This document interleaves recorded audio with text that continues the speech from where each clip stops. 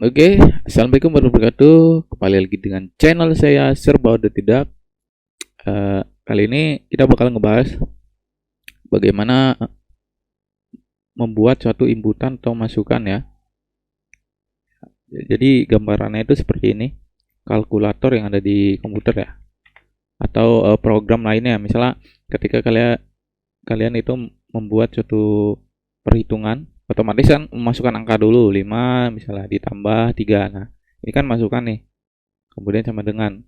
Nah, ketika membuat ini yang disebut masukan atau inputan ya.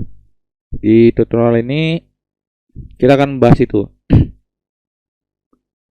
Oke, langsung saja kita buka Visual Studio Code-nya. Oke, ini yang kemarin ya, kita ngebahas tentang keluaran, sekarang kita ngebahas tentang masukan. Oke, saya hapus dulu. Nah, kenapa yang dihapus cuman hanya di dalam itu? Karena kemarin sudah dijelaskan bahwa ini adalah bagian penting dari bahasa C++ atau bahasa C ya. Bahasa C++ sama C itu sama.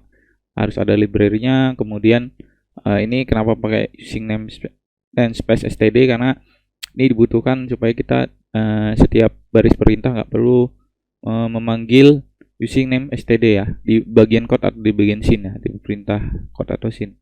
Kemudian in main ini sudah saya jelaskan, itu seperti ibaratnya kalau kita mau disebut tentara harus masuk tentara. Nah, di dalam tentara itu pasti ada misi-misi tertentu. Nah, itu in main. Nah, jadi in main ini ibaratnya lembaga ya, suatu lembaga itu. Nah, sisanya adalah seperti kelas atau objek lainnya disebut dengan misinya ya. Bayangannya seperti itu. Oke, lanjut. Kita masuk ke pembahasan bagaimana membuat inputan di dalam bahasa C++. Caranya gini. Pertama kita membuat tipe data dulu. Pertemuan sebelumnya kan teorinya sudah dibahas. Itu ada tipe data, membuat deklarasi ya, deklarasi dan inisialisasi itu biasanya diawali dengan tipe data dulu, in. Nah, di sini kita pakai tipe data in. Ya, kemudian selanjutnya adalah membuat variabel. Nah, sini variabel saya buat x. Atau kalau memang mau variabelnya lain bisa sesuai dengan keinginan kalian ya. Misalnya hasil atau variabel lainnya. Di sini saya pakai x saja, kenapa? Karena lebih mudah diingat. Nah, jadi diperhatiin ya, buat variabel itu harus singkat, kalau bisa singkat dan mudah diingat gitu. Dan aturannya tidak boleh huruf besar. Kenapa? Kalau menggunakan huruf besar nanti kita bisa lupa gitu. Bisa tabrakan dengan perintah lainnya. Jadi biasakan aja menggunakan huruf besar. Nah, diperhatiin juga ketika menulis variabel in kemudian spasi x ya, jangan begini. Kalau begini nanti dia tidak terbaca ini. Nah, jadi ada spasinya. Nah, lanjut ya, kita save. Kemudian cara save-nya tahu ya teman-teman. Kalau cara cepatnya file, caranya Ctrl S. Cara cepat Ctrl S yang ada di keyboard, atau klik file save. Kalau mau cepat ya Ctrl S. Oke, karena udah disimpan kan file ini, kemana sudah saya jelaskan kan bagaimana membuat project baru ya. Buat project baru di awal di video kedua kalau nggak salah ya. Nah, itu lanjut. Nah, setelah membuat deklarasi tipe data dan variabel, kita membuat lagi deklarasi untuk membuat inputannya. Kita menggunakan scene ya, scene kemudian ditambahkan dengan perintah lebih dari x. Nah, diakhiri dengan titik koma. Nah, ini deklarasi. Deklarasi itu yang dia perintah per barisnya diakhiri dengan titik koma, itu namanya deklarasi. Jadi diingat ya, deklarasi itu apa. Kalau bahasa Indonesia deklarasi itu perintah gitu ya. Tiap barisnya ada perintah. Ini perintah. Jadi ketika di running perintah baris ketujuh, tipe datanya adalah angka, kemudian variabel X.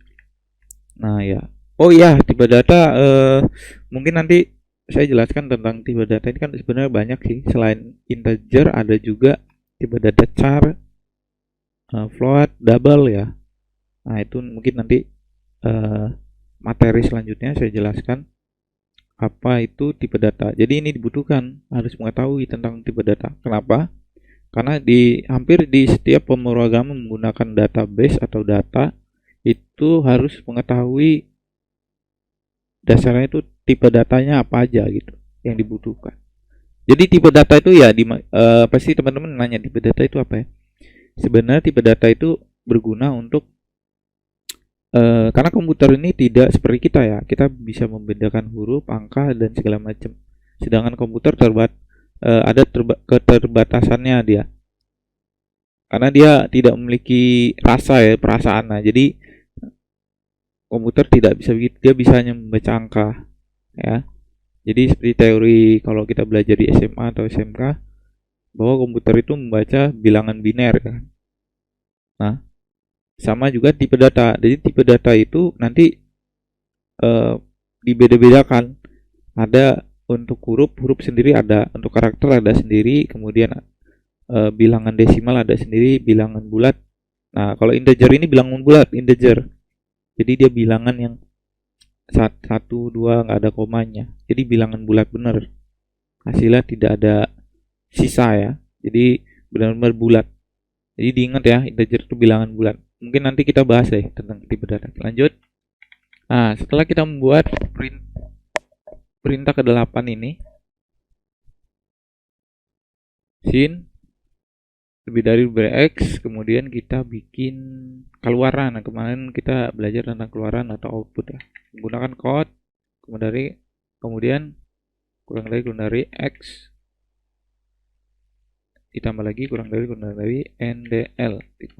Nah, ini standar ya, standar codingnya ya. Jadi diingat teman-teman, standar codingnya seperti ini, jangan sampai salah. Kalau buat keluaran itu code kurang dari kemudian ini karena menggunakan variabel. Kalau kemarin kan dia kayak gini ya. Kemarin pakai sorry ya. Ini titik koma. Nah, begini. Kalau kemarin kan pakai begini. Nanti kalau yang untuk ada variabelnya tidak menggunakan petik 2 karena dia berupa variabel ya. Jadi diingat antara bedakan dengan keluaran menggunakan teks yang apa ya, statis dengan dinamis. Statis itu maksudnya tidak berubah-berubah, dinamis itu yang berubah-berubah itu yang tadi pakai petik. Kalau yang X ini dia statis ya, tetap. Jadi emang udah ada nilainya nanti. Nilainya apa? Nilainya ketika diinputkan tadi seperti kalkulator tadi ya. Oke, langsung aja kita run ya, apa hasilnya. Ini udah benar. Oke, kita run ya. Run. Ini pakai apa, text editor visual code ya teman-teman.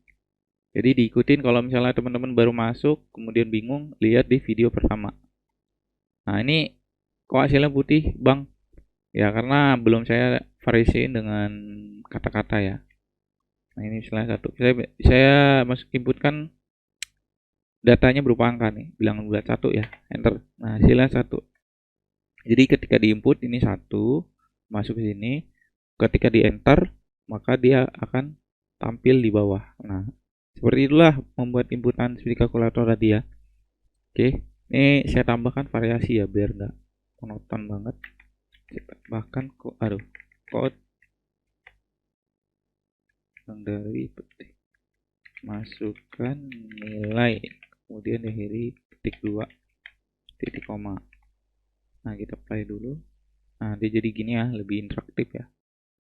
Ini saya tambah spasi ini, spasi di sini biar agak bisa.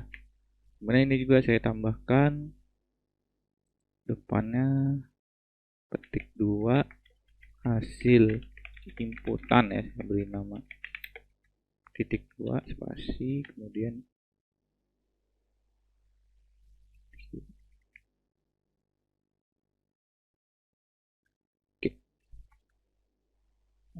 Kalau nggak salah ya, ntar aku ingat ya. Kita apply dulu ya, kita coba apakah error.